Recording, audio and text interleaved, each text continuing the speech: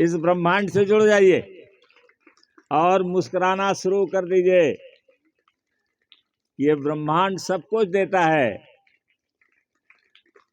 अच्छी चीज ढूंढोगे अच्छी मिलेगी, खराब चीज ढूंढोगे खराब मिलेगी। सब कॉन्शियस माइंड में अगर खराब चीज रहेगी तो खराब चीज आपको मिलेगी। तो आपके इस क्रम में जो मैंने बनाया है कि एक आदमी को दुनिया में सफल होने के लिए,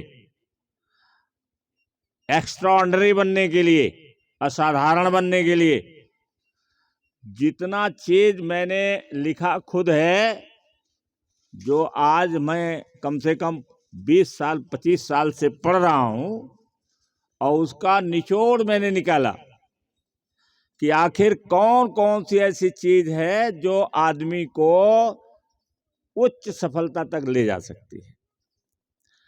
और आपको ये विश्वास करना पड़ेगा, आप ये विश्वास करें कि जो आज दिखते आप हैं उससे कहीं अच्छे आप हैं। जितना आप सोचते हैं कि हमारे ब्रेन में ताकत है उससे कई गुना ज्यादा आपको ये ब्रेन है,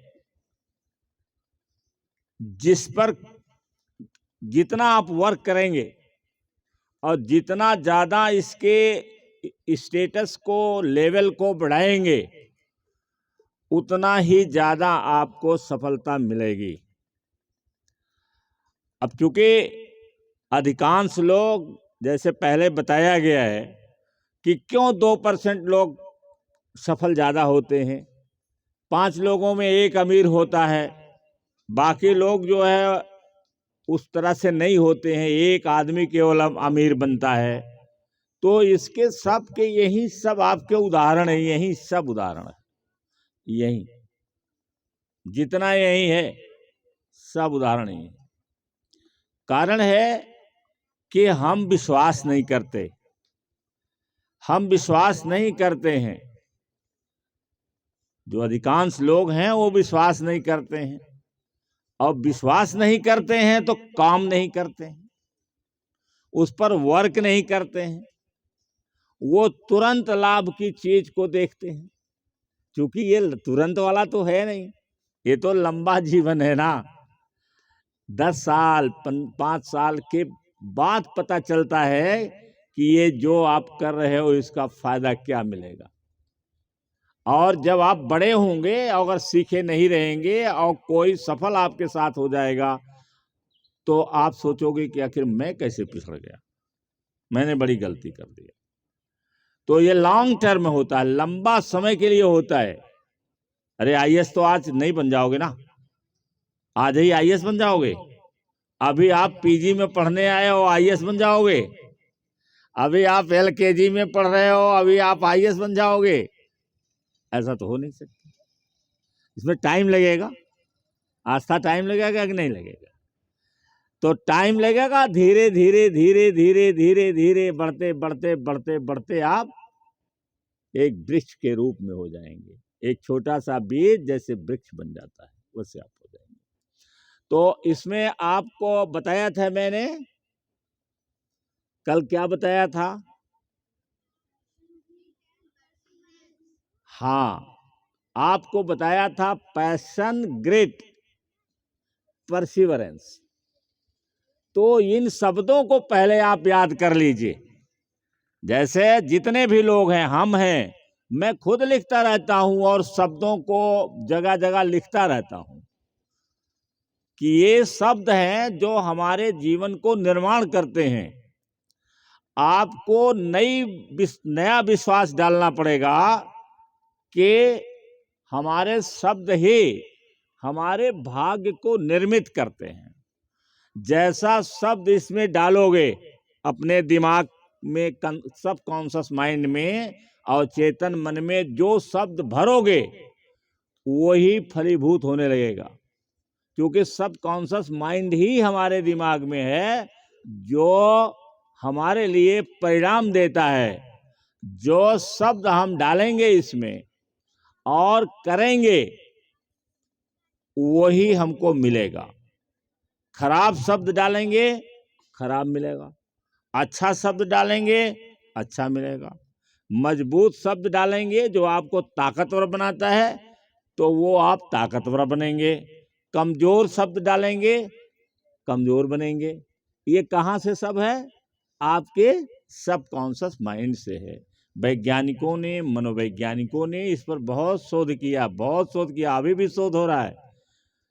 तो उन्होंने सिद्ध किया कि हमारे शब्द ही हमारे भाग्य को निर्मित करते हैं, हमारे जीवन को बनाते हैं।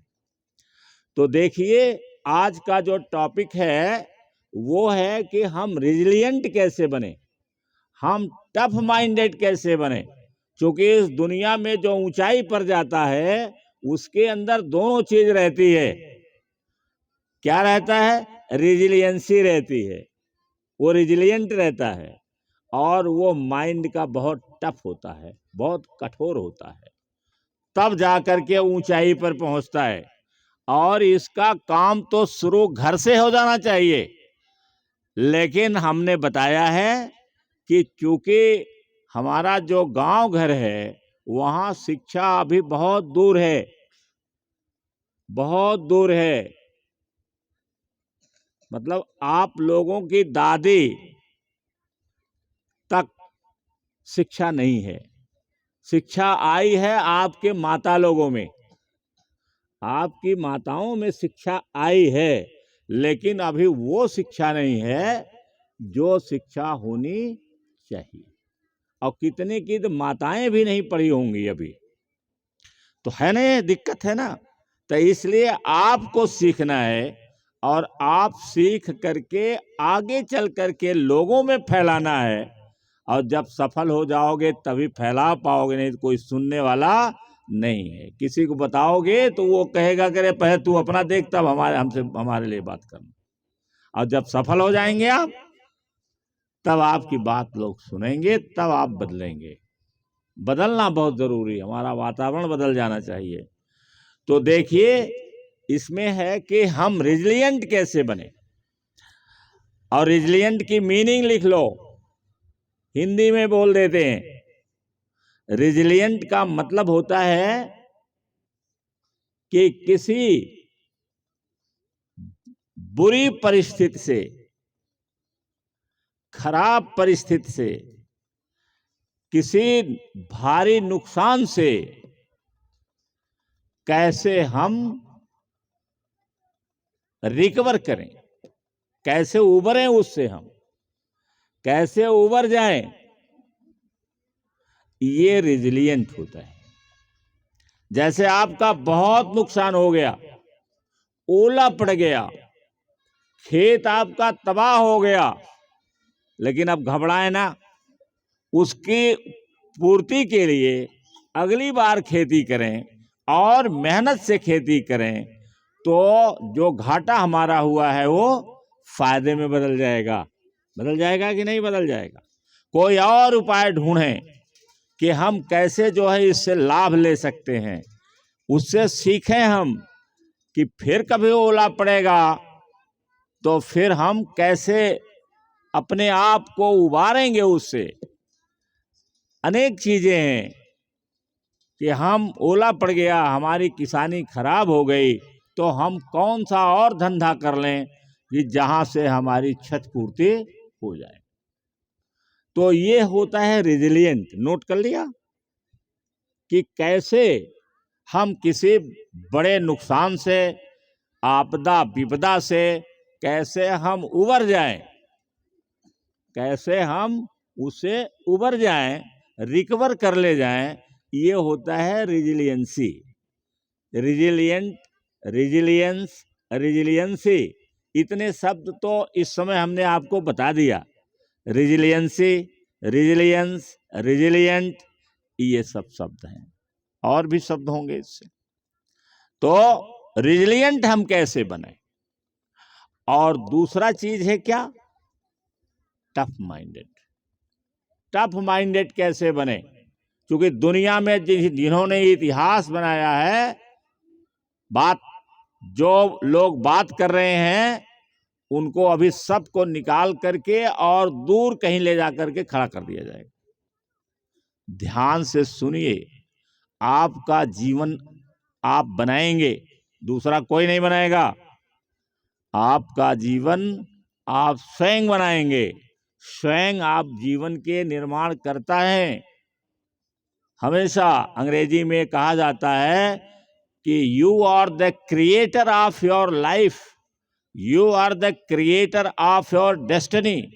आप अपने भाग्य के निर्माता हैं, आप अपने जीवन के निर्माता हैं।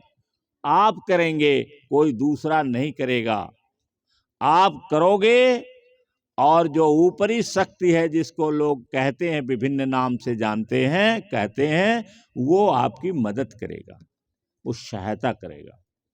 तो ये देखिए, आज मैं रेजिलियंसी का और टफ माइंडेड का एक कहानी कहता हूं, थोड़े में बताता हूं, केवल आप ध्यान से सुन लीजिएगा। और उस कहानी को अगर पढ़ना होगा तो किताब है उसकी, और उसकी ऑडियो वीडियो है। किसी दिन यहाँ टेलीविज़न पर दिखा देंगे उसको। वो लड़की है उल्मा रुडोल्फ, नाम नोट कर लीजिए, उल्मा रुडोल्फ। उल्मा रुडोल्फ उसका नाम है, हिंदी में नाम नोट कर लो, रुडोल्फ, उल्मा रुडोल्फ। अब देखिए उसके बारे में, जैसे वो पैदा होती है तो वो पैदाइशी ही कमज़ोर पैदा होती है। आप सुने होंगे कि कुछ बच्चे इतने कमज़ोर होते हैं कि उनको आईसीयू में रखना पड़ता है। आप अपने गांव में कहीं सुने होंगे कि कुछ बच्चे कमज़ोर पैदा होते हैं और उन्हें आईसीयू में रखना पड़ता है, इंटेंसिव केयर यूनिट में रखना पड़ता है डॉक्टर के यहाँ, और हफ्तों भर रहते हैं। कभी कभी मर जाते हैं, वो नहीं ठीक हो पाते हैं, और अधिकांशतः वो ठीक हो जाते हैं। और हफ्ता भर के बाद, 10 दिन के बाद डॉक्टर उसको निकाल करके भेज देता है घर, कहा ले जाओ घर। तो वो पैदाइशी कमज़ोर थी, तो उसको जो है पैदाइशी कमज़ोर होने के नाते वो रोज बीमार रहती थी, रोज कुछ न कुछ उसको होता ही रहता था। उसको निमोनिया पकड़ लिया, 2 बार निमोनिया पकड़ा, और उसी में एक निमोनिया के समय उसको पोलियो हो गया। अब एक पैर जो है उठता ही नहीं था। सुनाई पड़ा क्या हुआ उसके साथ? उस रोज बीमार पड़ जाती थी। सबसे पहले तो उसे फीवर हुआ, जबरदस्त फीवर हुआ, और जबरदस्त फीवर हुआ, और जब फीवर ठीक हुआ तब तक निमोनिया पकड़ ली, और निमोनिया एक बार ठीक हुई तब तक दोबारा फिर पकड़ ली, क्योंकि वो कमज़ोर पैदा हुई थी, उसके फेफड़े में ज़्यादा दम नहीं थी। निमोनिया पकड़ लिया, और दोबारा जब निमोनिया पकड़ा तो उसको वहीं से पोलियो हो गया। अब पोलियो हो गया तो उसका जो पैर है ये उठना ही मुश्किल हो गया। तो डॉक्टर 50 किलोमीटर पर डॉक्टर था, 50 किलोमीटर पर उसकी माँ उसको ले जाती थी, और 4 घंटे डॉक्टर उसके पैर को ठीक करने में मसाज करता था, तमाम तरीके का वो ट्रिक लगाता था। और जो पोलियो के नाते उसका एक पैर थोड़ा सा टेढ़ा हो गया,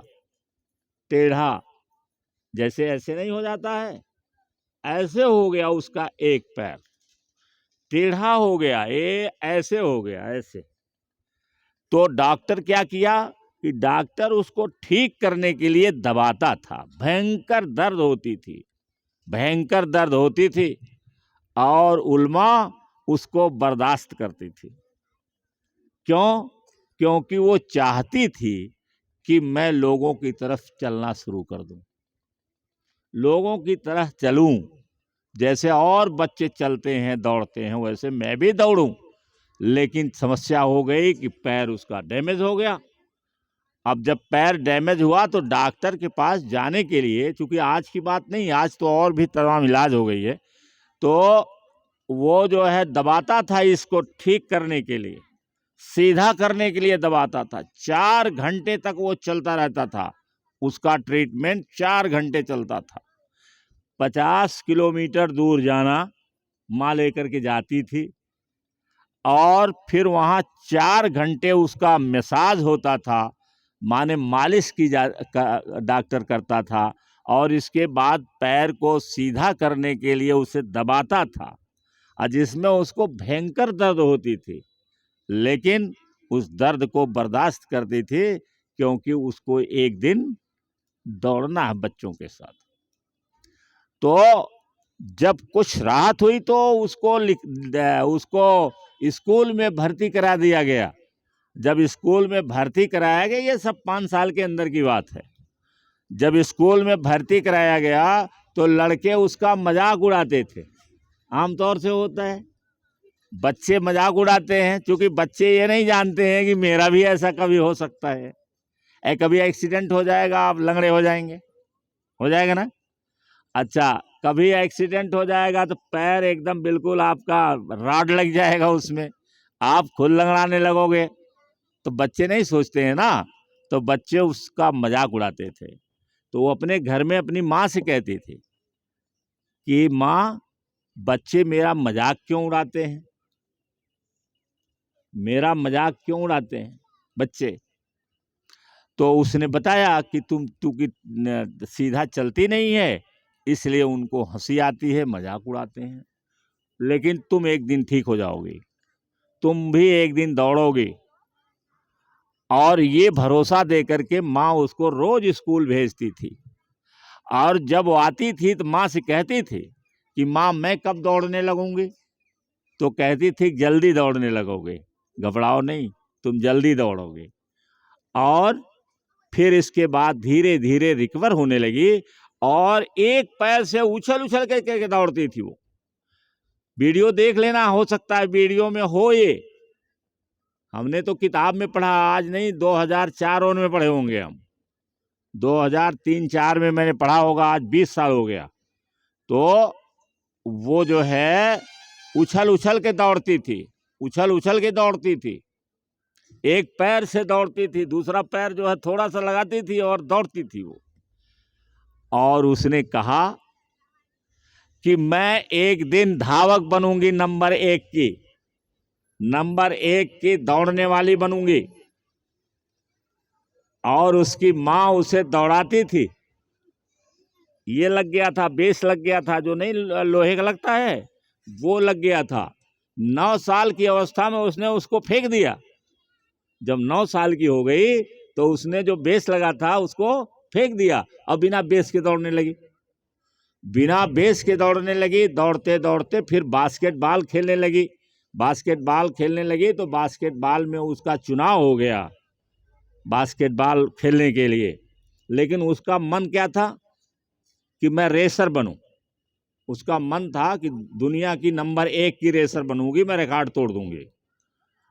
और फिर क्या होता है कि वो खेल होता है, कोई प्रतियोगिता होती है 400 मीटर की, 400 मीटर की प्रतियोगिता में उसको ले लिया जाता है, वो आग्रह करती है, ले लिया जाता है, लेकिन उस प्रतियोगिता में हार जाती है।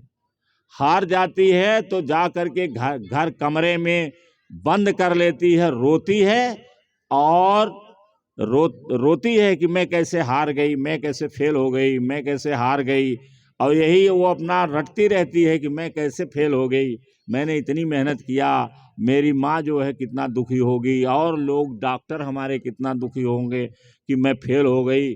और इसके बाद थोड़ी देर के बाद रोते गाते फिर उठती है और कहती है कि अब की बार मैं चैंपियन बन के रहूंगी। अब फिर आती है, कठोर मेहनत करती है, कठोर मेहनत करती है, और कठोर मेहनत करने के बाद ओलंपिक में उसका चुनाव होता है और ओलंपिक में मैराथन दौड़ती है वो 800 मीटर की, मैराथन दौड़ती है और मैराथन दौड़ते समय उसके पैर में भयंकर दर्द होती है, लेकिन वो रुकती नहीं है और अंत में वह नंबर 1 पर जाती है, नंबर 1 पर जाती है। तुम्हारे यहाँ एक फिल्म भी बनी है, शाहरुख खान ने बनाया है, इसी पर एक फिल्म बनी है हमारे देश में।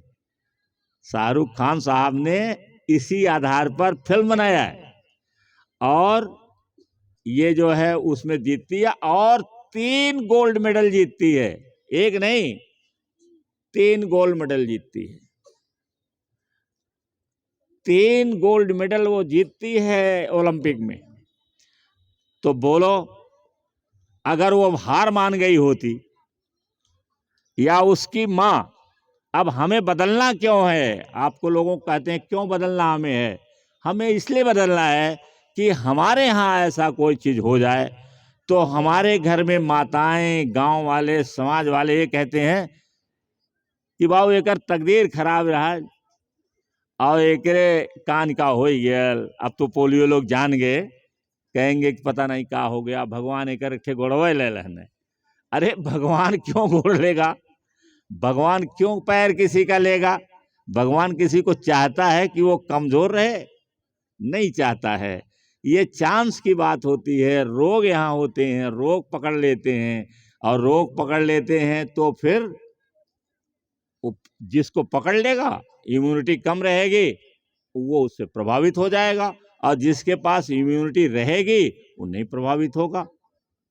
तो प्रतिरोधक क्षमता और ताकत, तो हमारे ब्रेन में बहुत ताकत है, ब्रेन में हमारे ताकत है। जो हार मान गया वो हार मान गया और जिसने हार नहीं माना, जिसने हार नहीं माना उसने कहा कि मैं हार मारने वाला नहीं हूं। ये सब आपको वाक्य याद करने पड़ेंगे, तब जाकर के आप टफ माइंडेड बनिएगा और रिजिलिएंट बनिएगा। आपके दिमाग में ये चलना चाहिए कि मैं दुनिया का कोई काम कर सकता हूं या कर सकती हूं, मैं हार मानने वाले नहीं हूं। मेरे खिलाफ दुनिया हो जाए, मेरे रास्ते में पत्थर आकर के हिमालय पर्वत खड़ा हो जाए, लेकिन मैं मानने वाली नहीं हूं, मैं हार मानने वाली नहीं हूं, मैं हार मानने वाला नहीं हूं। ये विश्वास जब पैदा हो जाएगा तो आप ताकतवर बन जाएंगे और आप रेजिलिएंट बनेंगे, आप टफ माइंडेड बनेंगे। और टफ माइंडेड के लिए घर से शुरू होता है, शुरू से शुरू होता है। आप किसी चीज के लिए ना बोलिए कि मेरे बस का नहीं है, मैं नहीं कर सकता हूं, मैं नहीं कर सकती हूं। अगर आपने ये बोला तो आप टफ माइंडेड नहीं रहेंगे और जिंदगी की लड़ाई लड़ने में आप हार मान करके बैठ जाएंगे।